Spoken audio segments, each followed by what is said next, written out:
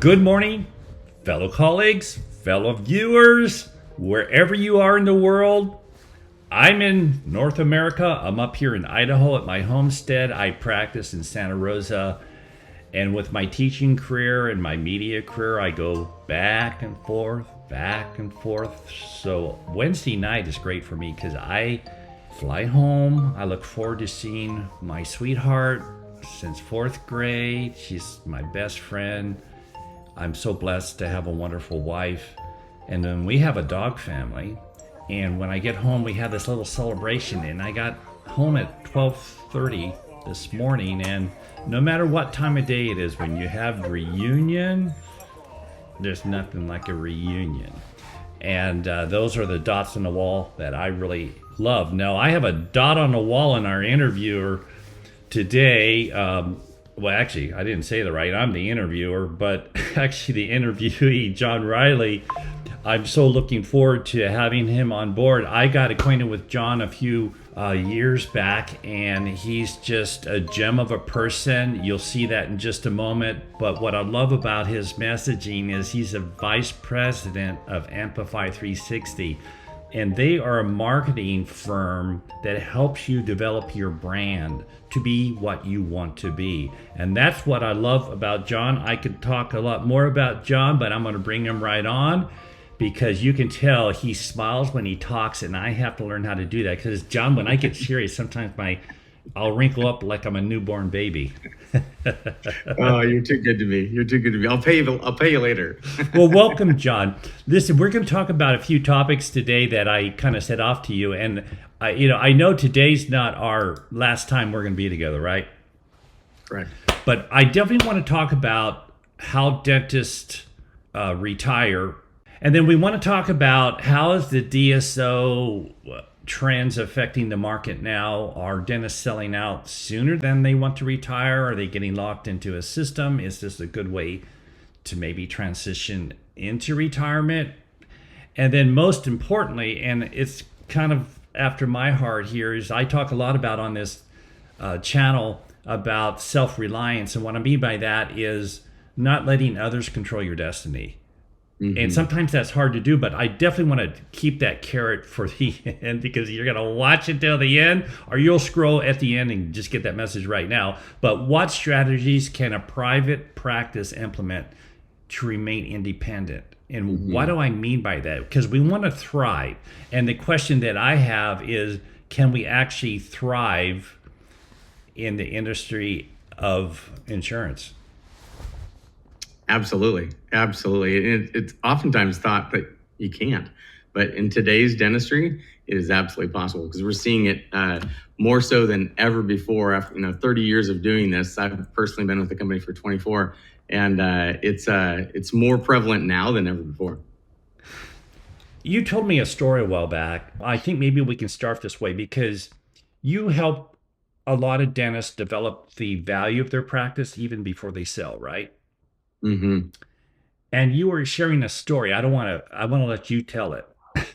But you were sharing a story about a dentist, and I guess he had an associate, and he brought you in, and you were going to get that process ready to optimize the value of the practice, and he's still practicing. Tell me about that story. Yeah, so I think it's the story that you're talking about is the two doctor practice in Connecticut. Yeah. A consultant had called us and said, "Hey, you really need to help out my buddy because he's suffering, and he's been in dentistry for over 30 years.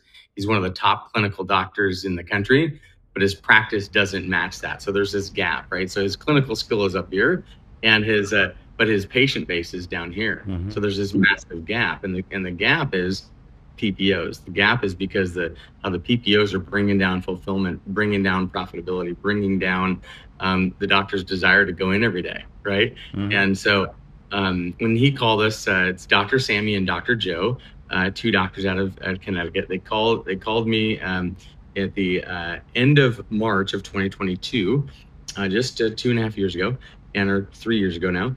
And he called me and he says, "John," he's almost begrudgingly calling me. And why was that? Is because he was thinking that he's done this for 30 years. even though my consultant I completely trust, uh, I don't know why I'm calling because there's nothing that's going to change. Right. And I've heard this a million times. Yeah. And I said, Sammy, is it, he said, well, I want to retire in 2 years. I said, why? And he goes, I want to retire in 2 years because I'm so tired of what the insurance companies are doing to my practice. Right. And you've heard this tons of times, right? James, like doctors say to you all the time, like, I'm just tired of what they're doing to me. And I want to figure out a different way. Well, I said, well, if you're going to retire in 2 years, if you physically or mentally give us that 2 years, why? Not because we're going to be under a 2-year agreement, but I want you to go to tell your teams, like, listen, we're going to do our best in the next 2 years to become fee for service. We're going to follow everything that John and his team say, and that's it. So they mentally get prepared for it. So it's not like sort of trying something for 2 or 3 months, because we wouldn't work with them if that was the case. And he says, okay. I go, but you're gonna have a hard decision in 2 years. And he goes, what's that? And I go, well, at the 2-year mark, you're gonna be, if you follow our plan, you're gonna be 100% fee for service, and then you're gonna have to decide, do I really want to retire? Because that's why he was gonna sell us, because you want to retire, get out of the insurance, rat race, and so we started our campaign as far as development at the end of March of 2022. We launched it a month later. Well, 14 months after that, just 14 months later, they were writing off. This is the crazy part. They were a $4 million collection. So 2 locations, 2 doctors. So if you kind of parse them out and say 2 million and 2 million, right? But each practice location was writing off of 500,000. Average single doctor is writing off $403,000 a year. That's the average single doctor that's over $1 million is writing off roughly $403,000 a year. So to get to $1 million, they need to be producing 1.4 to take home $1 million, right? Yeah. That's, and a lot of doctors go, well, I don't really look at that. Well, you should look at that. Why? Because if that's the pain and the lack of fulfillment that you're having to work extra hard to do that. Yeah. Well, I told Sammy, I said, Sammy, at that point, you're going to have a hard decision. So he was like, I want to make that decision. I was like, all right, let's go. Well, it was only 14 months later, July of so after we, 60 days to launch their campaign, to develop their campaign and all this stuff. Well, 14 months later, they had they were 100% fee for service. Mm-hmm. They were no longer writing off $1 million.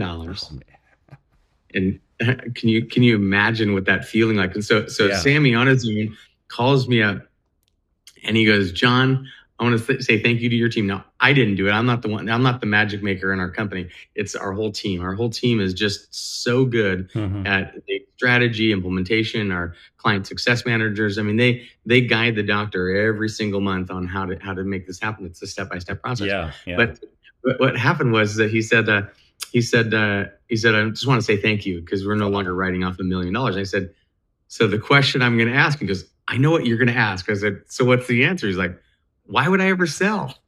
Yeah. And I go, well, I want to hear it in your own words. And he goes, now that I have 100% fee for service practice, I have 100% of my patients generally want to get healthy. They want to follow through with the treatment plan that they received 5, 6, 7, 8 years ago. Right. And I said, so if you're not going to sell, what are you going to do? And he's like, I'm going back to Pankey. So can you drive in higher end full arch cases for me? Because that's what I want to do. Well, that's what we're doing. And so that was in 24 when he got out. And so, 23 when he got out. So 14 months later, this is now 25. So he's not retiring, right? Because he's having so much fun to really, do what he's been planning to do for so long with all of his training. There's other training besides Pankey, but that's our typical doctor. They have this amazing training, but when they first come to us, they don't have the patient base. And so this is not just with us. This is an epidemic in dentistry today. You speak about living your full life and living it now. I had Bill Blatchford, you may remember him. He asked me this question back when I was 37 years old. He goes, what would you do if you could do anything you want? And I said, well, could it still be in dentistry? He goes, absolutely. Absolutely. So I pretty much defined what I wanted. He goes, well, let's do it. And then I made every excuse why I could at the time. But that was a major transition for me because I had to change my mind. And I get this all the time as an educator because I'm really a simple guy. I really am. And people say, well, you can do that. where you are, right? Yeah. And we know there's a mindset of where the fear factor may hold people back, but let's step back for a moment in thinking about where we are as a profession right now. I used to teach CAD CAM over in Hawaii. I mean, even a decade ago, and they were getting under 1,000 per unit, Right. Right. and that's a high expense area. So what's happening? It just seems like the overhead keeps climbing, and then we're on this wheel, the mouse on the wheel, where it just keeps spinning faster and faster and faster. Then doctors can't wait to get out, but maybe they're finding maybe a DSO, maybe a route. And I'm not down on DSOs in that sense because it may be a good pathway for people. But the question is, are we living our full dream now? Or can we Absolutely. live our Yeah. full dream now? Yeah. Can we? Absolutely. Is it? Well, you just nailed it too. Is that a lot of doctors think they're almost believe their fear Mm-hmm. is controlling them, but they're believing an untruth, right? They're not Yeah, believing the yeah, truth of what can actually happen. So they have to step back and say, where do I know this from? How do I know this is truth? Because oftentimes they say, oh, I can't get out. Even if I lost 20% of my patients, there's no way right. I can survive. Well, if you're thinking 20% of your patients and 20% of your collections, you're probably right. But if it's done right, you could lose 20, 30% of your patients. We had a doctor who lost 47% of their Delta patients. Yeah, that's the highest we've ever seen, 47%. But it was calculated so that her UCR fee schedule was $1,800 per patient per year, where Delta was at $600. Wow. So they had to see three Delta patients to be one fee for service. So I told this doctor, Dr. April, I'll call her by her first name. Dr. Sure. April said, Yeah. um, she had it was panic in her face, right? She was like, Yeah. I don't know what I'm going to do. And so when you talk about fulfillment, is saying, listen, all you're doing is you're believing a lie, and the lie is coming from the insurance companies by saying you can't Yeah. get out, right? Because they don't want you to get out, No. because that's they make their bread and butter, right? Vegas wasn't built on winners, nor is insurance. They're built on losers, right? I mean, that's Yeah. how it works, right? And so I mean, but yet people in Vegas still love going back to Vegas because they know that they're going to lose and they're okay with it. I don't know how that all works, but anyways, but long story short about April is that she lost 47% of her patients, but because her fee for service patients were getting 66 or three times what the Delta patients were, she could lose 66% of her patients and still walk out in the Yeah. positive. If doctors can just learn, and thanks for the illustration, John, because if doctors can just learn the ratio there, because the fear factor can remove critical thinking. I mean, just look what happened during, the last 5 years where people got under. I was fearful too. I didn't, when you couldn't practice, you didn't know what was going to happen. And when fear sits in, I learned a lot about myself there because I had to reach over that and get beyond it. And I know I had to do that when I went fee for service, and I did it all the hard way. I No, burnt my absolutely. boat, and I know I've told you that story before, but I was in a position where I had no choice. I had to do it, and what I found out is with my back against the wall, I found out what I was made of. Mm. However, you don't have to burn your boat today to make the Right. move. Yeah. So, I'm not down on DSOs at all. In fact, I just taught a young doctor that works for a DSO, and they're actually fee for service, which is amazing. And a lot of these doctors getting out of school now, in fact, I spoke at where I went to school at the end of last year. I think the junior and seniors were in there, and I go, how many are going to work for a service organization when you get out? Almost every hand went up. But part of the problem, they're in debt, and they're looking for a way to get out and earn an income right away. And they have that contract. Maybe some of them will have a good environment, some of them won't. I know that the more you divide the pie, of course, we're dividing the pie. If we're writing off 30 to 40% of insurance, we're giving them a large piece of our pie. Oh, But absolutely. what's going to happen to these new doctors, and how's that going to drive the trend of the way we practice, or the industry's going to go? Where do you see the industry going between private practice and these DSO type of Yeah, enterprises. it's a fascinating model and a fascinating model to study, right? And Mm-hmm. we've studied it for a very long time with our company, and but it's one of the things is that like even with April is that the reason why she was able to get out and stay out is Mm-hmm. because her collections, as she dropped those, she lost 47% of her patients. Her collections went up. Not kidding, across the practice, 27%. She was able to take off 33 more days, Yeah. right? So so if a doctor says, okay, I'm not going to do anything about my practice, and I'm just going to stay status quo, well then they're going to probably get sucked up in the DSO model. Okay, Mm-hmm. but is that the only avenue? No, Yeah. it's not the only avenue at all. Our doctors are actually thriving, and they wouldn't understand that there's a actual economy issue at any time, Yeah. whether it was September 11th, whether it was the 2007 to 9 real estate bust, or even the pandemic that happened in 2020. They wouldn't know that there's an actual issue if they're, and the only reason why they know it is because people tell them or the news, right? Yeah. But Which is often propaganda. And absolutely. yeah. And so what are some of the kind of things that are uh, keeping doctors from that? Yeah. Is well, a lot of doctors will look at when we talk about are they retiring longer? Are they staying in dentistry longer? Are they is it taking longer for them to retire? Whatever. Is that these doctors are in a situation where they realize that, okay, my practice has been status quo for year over year. Am I going to do anything about it? Right? It's the doctors that say, yes, I want to do something about it. They might find that they want to practice longer, much like Sammy. Right? Sammy says, I have no desire to retire now that I have Yeah. Yeah. a full practice, right, of Yeah. patients that are going through. And then the competition with DSOs is, I actually love DSOs, not because we personally work with them, but why do I love a DSO? We had a doctor in Albany, Oregon, called me up one time. He was panicking. He's like, John, I won't even mention the name, but it's the Yeah. biggest big box dental. Is moving right across the street from me, and I'm like, man, that is the best news I've ever heard. I paused, and he's like, Yeah. what do you mean by that? And I was like, well, if you're developing a solid brand, which we are with you, Yeah. then you don't have anything to lose, right? Because if somebody like a big, XYZ big box, DSO comes in town, is they're going to always have more money to you. They'll always have more money to you than in market.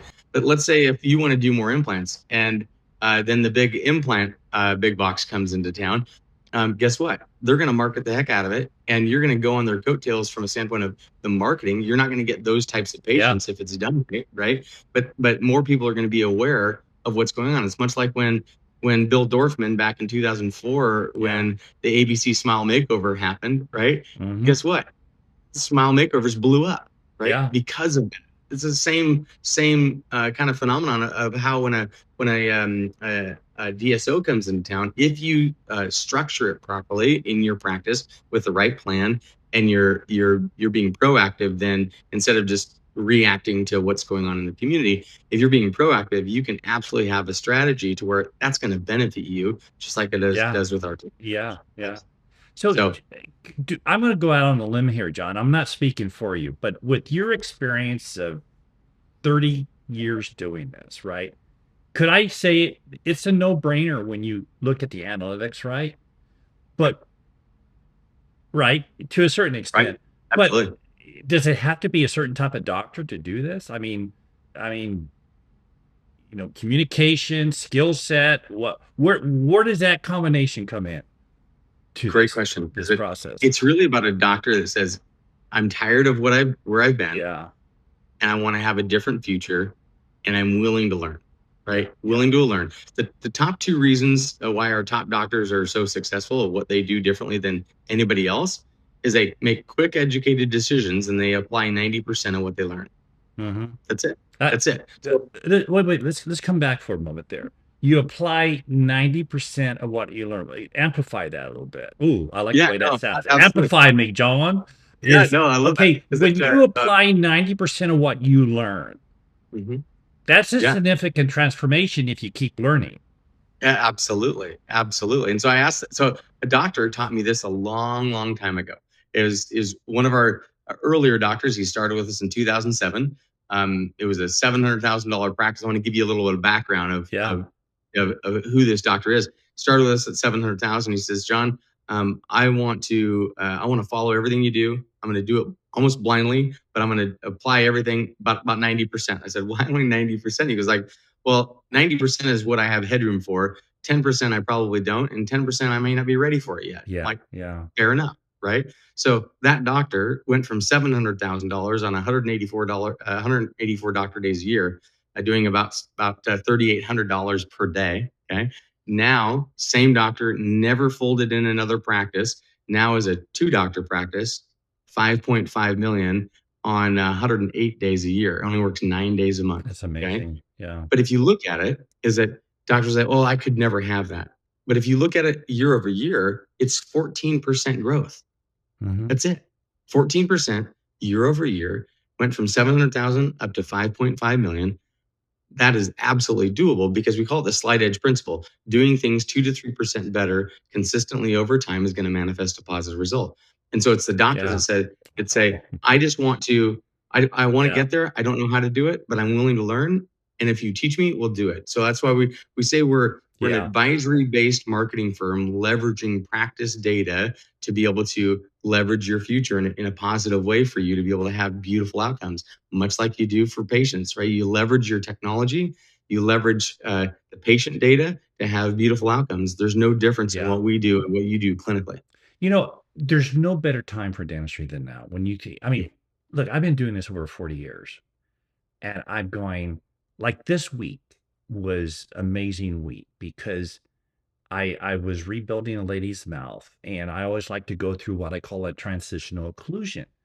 That used to be the strain of doing the procedure. Well, today it was all facially driven through various digital softwares. And what I did was I printed her transitional teeth. I don't call them provisionals. I printed them. And I could print them all on one bill plate and insert them in just a few minutes. And the margins were impeccable. Us dentists, we're OCD margins. Digital dentistry allows you to create a better strategy with a more predictable outcome. And so we have printing, we have machining. I'm up here at my lab where my dream, I actually like the lab side of dentistry better than the dentistry. But that was my dream 30 years ago when Bill Blatchford asked me, where do you really want to go? And I go, one thing I'd love to do is I want to do all my lab work. He goes, really? I go, no, I just love lab work. So I'm trying to create that as my niche of where Yeah. whatever I do, whether it be full mouth rehabs. Yesterday I did a restoration onlays where I blended in the buccal margin on 12 and 13. And I get this. This is a lady that used to be fearful of dentistry. And by just getting the amalgams out of the teeth, we were able to stay minimally invasive. And when I was done, she looked at him. She goes, "Oh, those are so beautiful."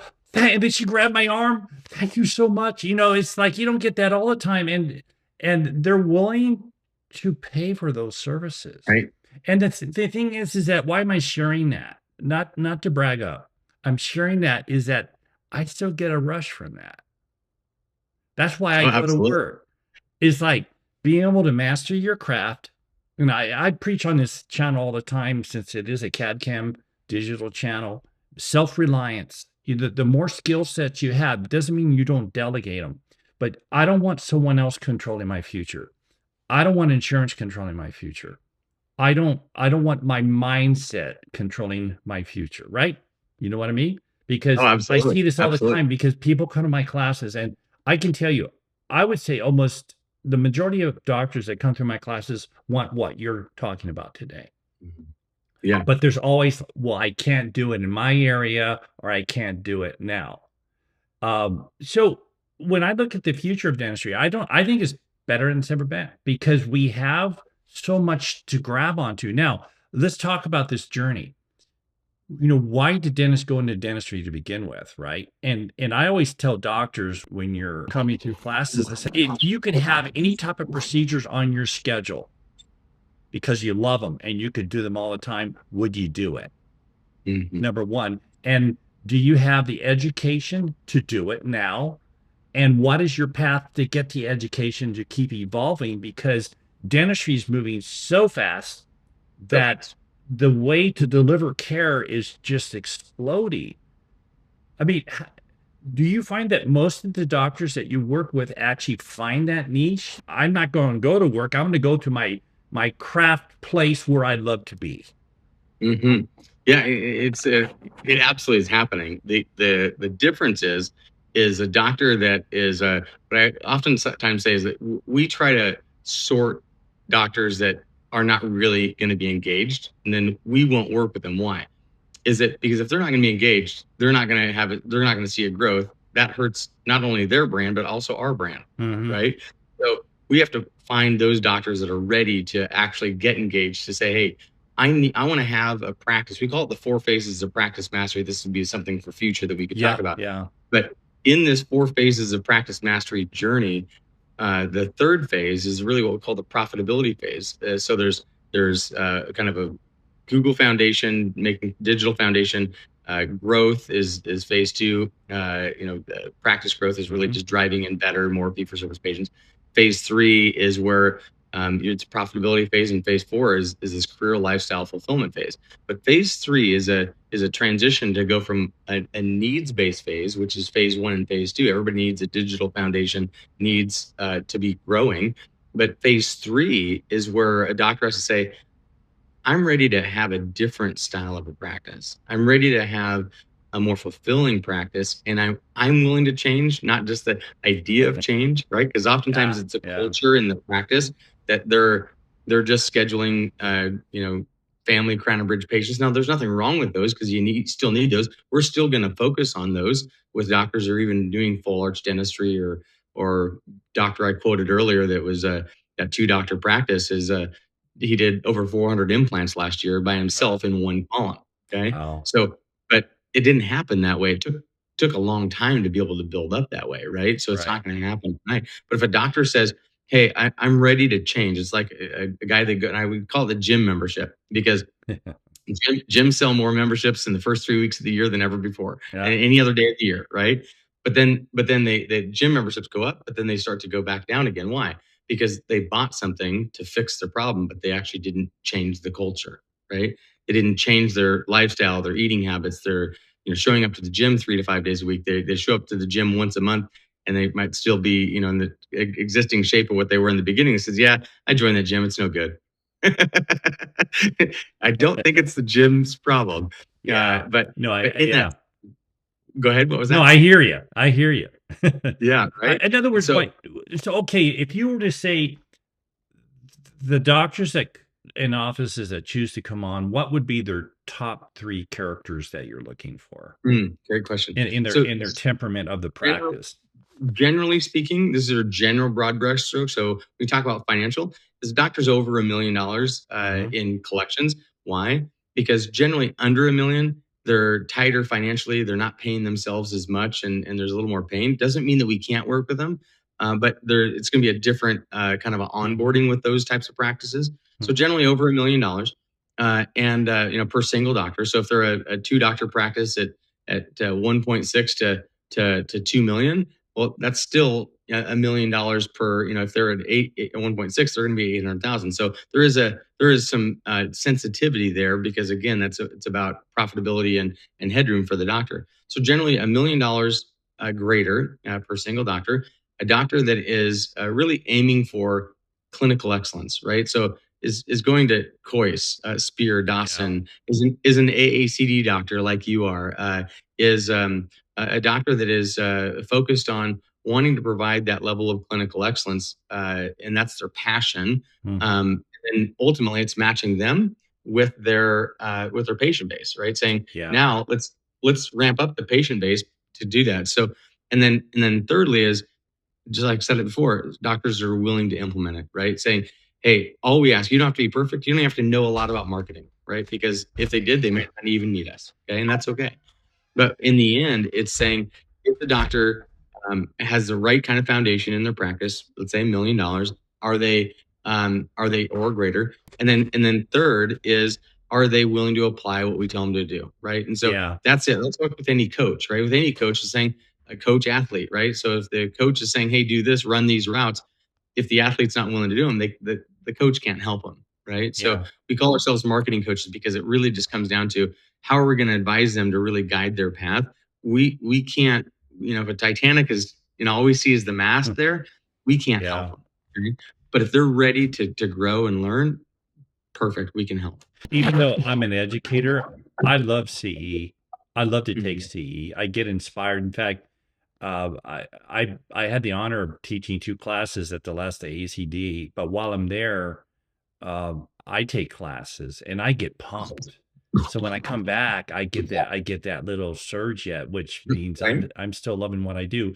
Do you find that most of your doctors kind of like that? They actually look forward to advancing their skills just Oh, because it's a cultural way of life for them. yo, absolutely. It's Yeah. addictive, right? Because Yeah. some of my doctors say, John, I'm addicted to CE, right? Yeah. Yeah. And I get that, right? It's what I would challenge them is saying CE is also the business side. So literally three circles in a practice. There's the clinical, which they Right. have in spades. The managerial is really the systems, the schedule, hiring, firing, all of that. Managerial is key, and then marketing is the third circle. Right. If the doctor just focuses on CE just in the clinical, it's going to be a lopsided wheel and it's not going to work as well. They're going to have to succumb to whatever comes through the door. It's almost like Mhm. I flip over my shingle, and say Yeah. Yeah. open something, and they're there, and whatever comes, it comes.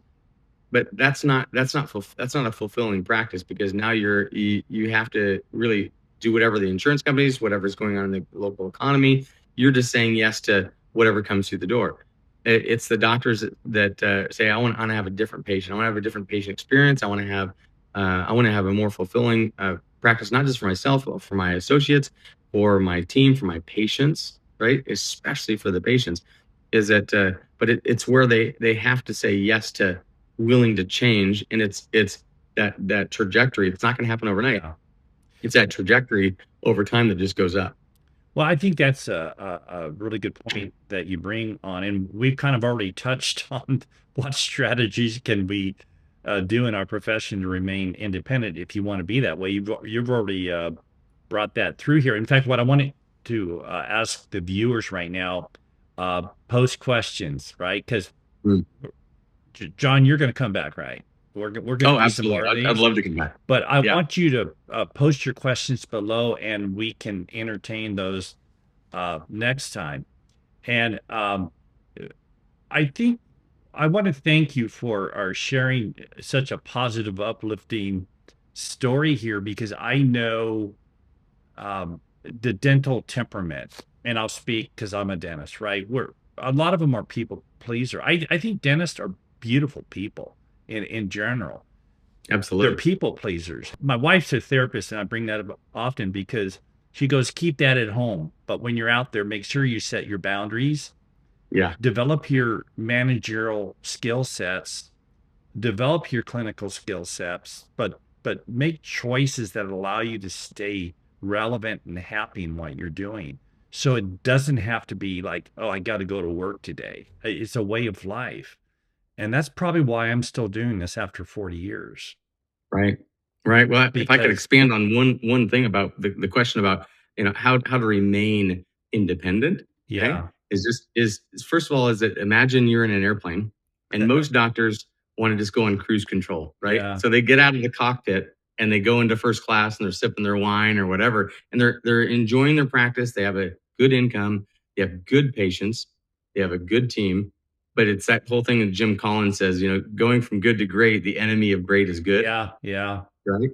And so my thing is that get out of that first class mentality and go back into the cockpit and grab those controls so that you're no longer just flying flat, because flying flat you're probably going to descend. right. And then ultimately is the saying at some point is it saying you need to actually bring up the aircraft so that you're going to miss the beach, you're going to miss the buildings, you're going to then head towards Hawaii or whatever, right? And so to get back into your practice to do that, so there's certain things that you to look at is that make sure that your fee schedule it matches who you are clinically.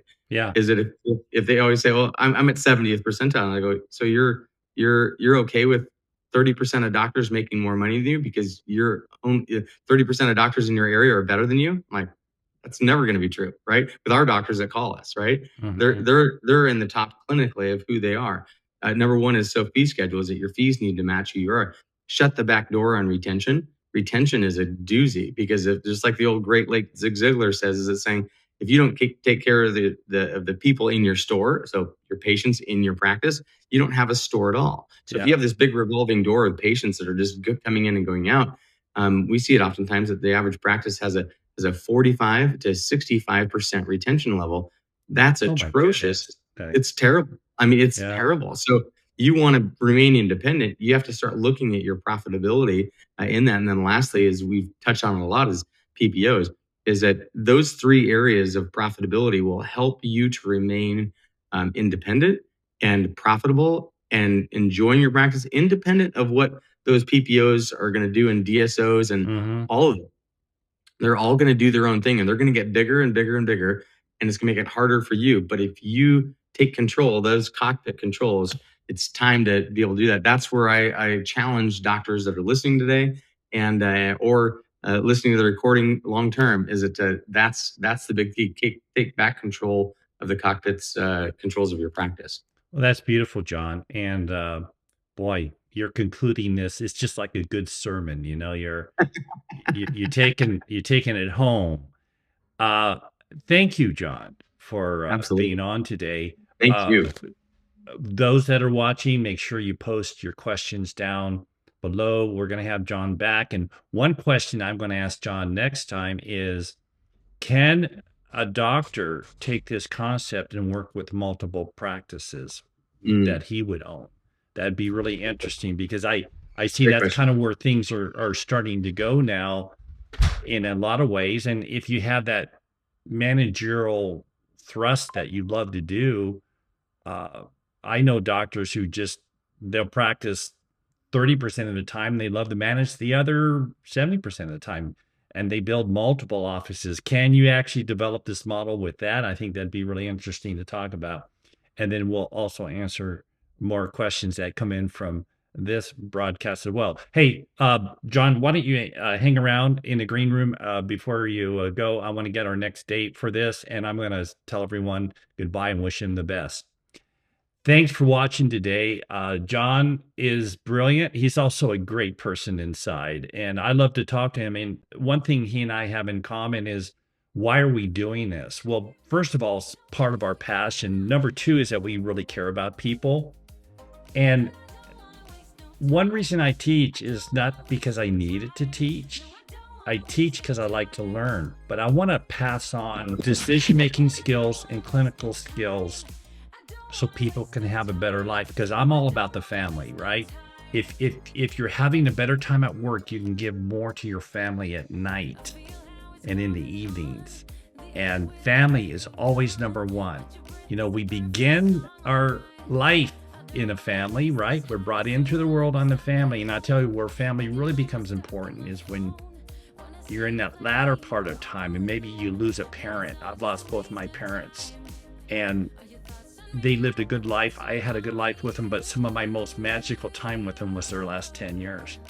And I always think about that now with my family and my wife and making sure we make the best we can. And we can do that if our practice isn't just totally eating us up. And that's why I do this thing. Just a quick note here. I was speaking to John Riley, and he's happy to allow you to connect with him. And I'm going to give you his mobile phone number, and that's 541-206-3732. Now, if you want to connect with him, send him a text, and he requests that you also send the address of your website, right? So send your website address, send your message and your contact. Thanks, John, for doing that. Post your questions below. Thanks for watching. Love you, folks. And remember, keep looking up. Life is grand.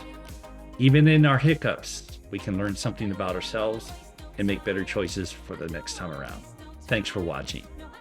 I'll see you later. Bye.